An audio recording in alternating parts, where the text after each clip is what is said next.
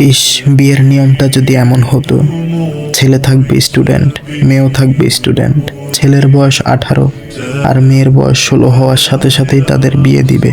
বিবাহের আগে তারা যেভাবে থাকতো এখনো সেভাবেই থাকবে। ছেলে ছেলের বাসায় থাকবে, মেয়ে মেয়ের বাসায় থাকবে। আগে যেভাবে মেয়ের খরচ তার বাবা দিত এখনো ঠিক তেমন দিবে। সম্ভব হলে ছেলে অথবা ছেলের পরিবার দিবে। মাঝখান দিয়ে একটি হালাল সম্পর্ক তৈরি হবে।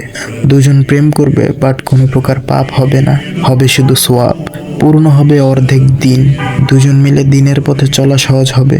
চোখের জিনা থেকে বাঁচা যাবে। ইসলামের বিধি নিষেধগুলো মেনে চলা সহজ হবে। হালালভাবে সবকিছু গড়ে উঠবে। তারপর ছেলে যখন তার ক্যারিয়ার উন্নত করতে পারবে, চাকরি বাকরি অথবা ব্যবসা করে নিজে চলা এবং স্ত্রীকে চালানোর মতো সামর্থ্য হবে, তখন তার বাসায় তার বউকে নিয়ে যাবে। এতে করে বাঁচবে সমাজ, হবে না ধর্ষণ, হবে না কোনো জিনা, হবে না কোনো পাপাচার।